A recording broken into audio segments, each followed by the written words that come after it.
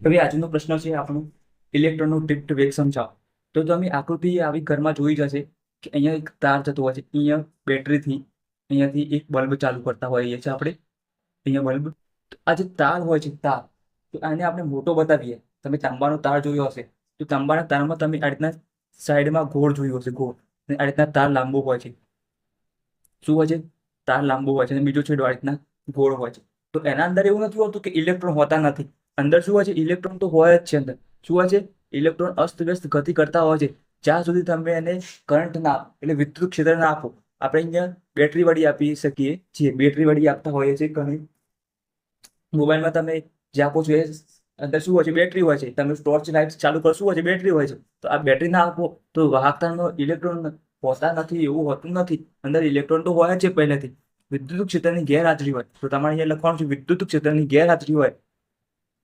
વિદ્યુત ક્ષેત્રની ગેરહાજરીમાં ઇલેક્ટ્રોન શું કરતા હોય છે? ઇલેક્ટ્રોન અસ્તવ્યસ્ત ગતિ કરતા હોય છે. શું કરતા હોય છે?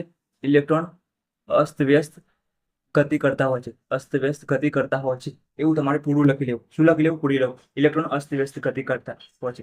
ત્યાર પછી એક ઇલેક્ટ્રોનની દિશા શું હોય છે?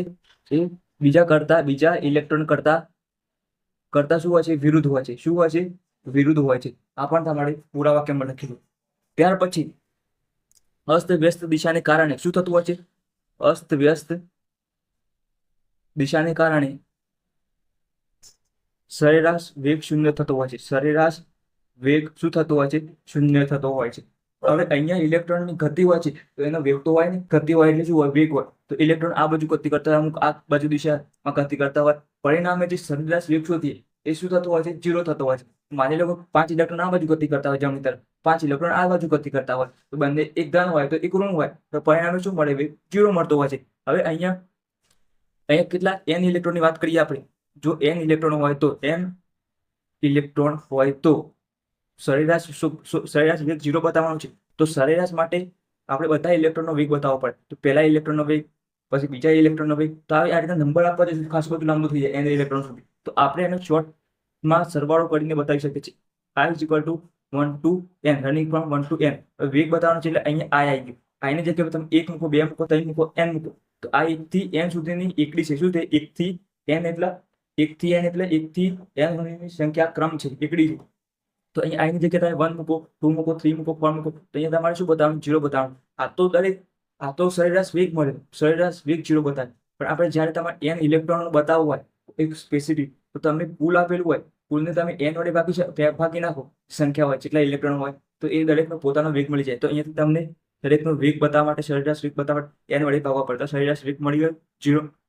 તો આ શું થઈ ગયું? અહીંયા તમારે વિદ્યુત ક્ષેત્ર હાજર નથી તો અહીંયા વિદ્યુત ભાર પણ હાજર ના હોય, અહીંયા વિદ્યુત પ્રવાહ પણ મળવાનો નથી. જ્યાં સુધી વિદ્યુત ક્ષેત્ર નહીં આપો ત્યાં સુધી તમને વિદ્યુત પ્રવાહ મળશે નહીં. આ થઈ ગયું. હવે હજી એક આકૃતિ, અહીંયા જે ઇલેક્ટ્રોન ગતિ કરતા હોય છે તેની એક આકૃતિ આપણે ડ્રો કરીએ.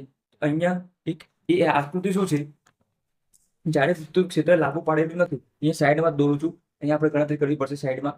અહીંયા હું એક આકૃતિ નાની દોરું છું, તો તમે ધ્યાન રાખજો. અહીંયા જુઓ, એ થી અંદર ઇલેક્ટ્રોન જે ગતિ કરતા હોય છે આ રીતના, એ આપણે બહાર દોરીએ છીએ. તો અહીં એક પોઈન્ટ આપી દઈએ, એક આગળ જતો હોય છે. શું થતું હોય છે? આગળ જતો હોય છે. ત્યાર પછી પાછળ આવે છે, પછી સાઈડમાં જશે, આગળ બી બિંદુ જાય છે. આ E બરાબર 0 દોરીએ છીએ. આપણે શું કરીએ છીએ? E બરાબર 0 લખીએ છીએ. એનો મતલબ કે વિદ્યુત ક્ષેત્ર ગેરહાજર. શું છે? વિદ્યુત ક્ષેત્ર ગેરહાજર છે.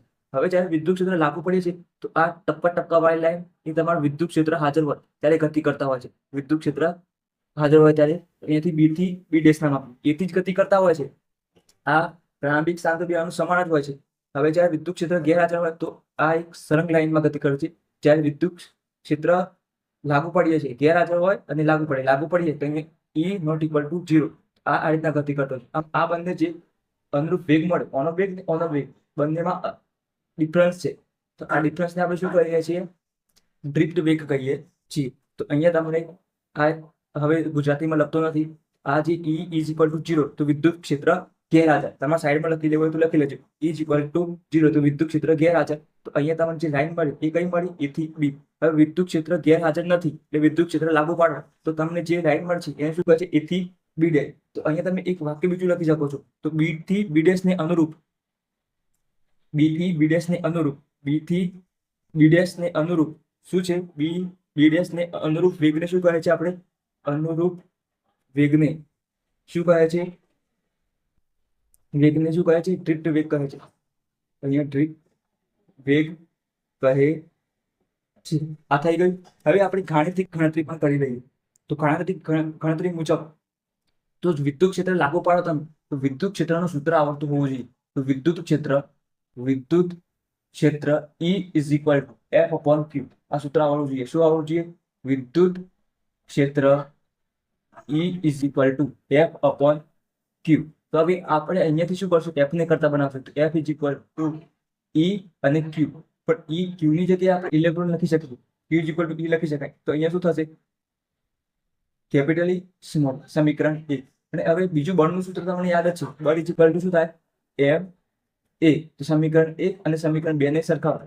1 બરાબર 2. તો અહીંયા શું થશે, 1 બરાબર 2. તો જમણી બાજુ દર્શાવી દઈએ. તો E is equal to M A.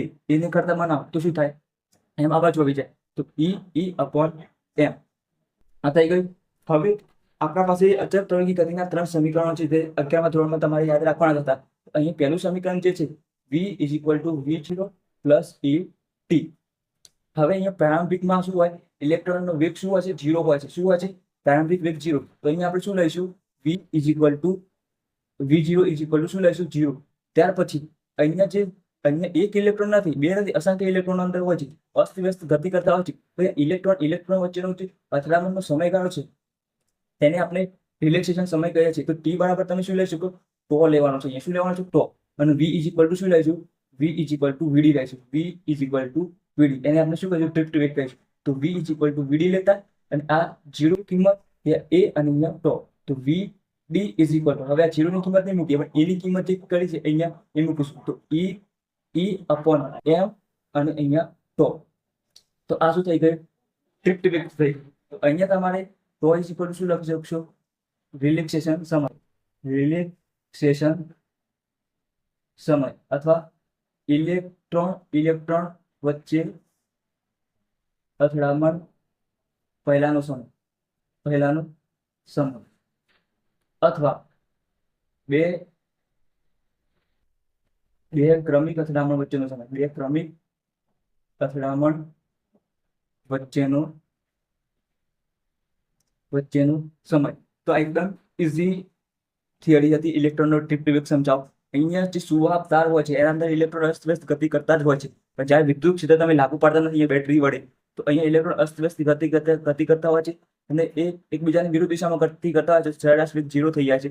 અંદર કેટલા ઇલેક્ટ્રોન છે આપણને ખબર નથી.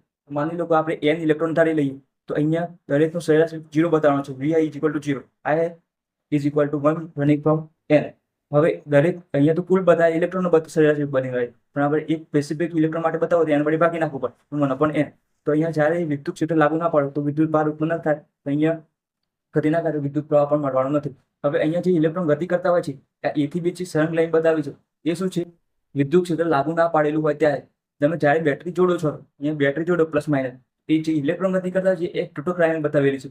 તો આ જે ઇલેક્ટ્રોનનો વેગ અહીંયા B સુધી પહોંચ્યો, અહીંયા BD વચ્ચે પછી અંતર છે એને શું કહે છે, ડ્રિફ્ટ વેગ કહે છે. તો B ને અનુરૂપ વેગને શું કહે છે, ડ્રિફ્ટ વેગ.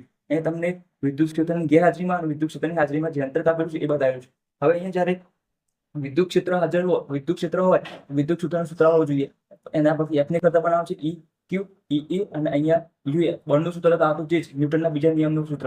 F is equal to M સરખાઈ અને A ને કરતા બનાવી દઉં, A is equal to E upon M આવી જશે.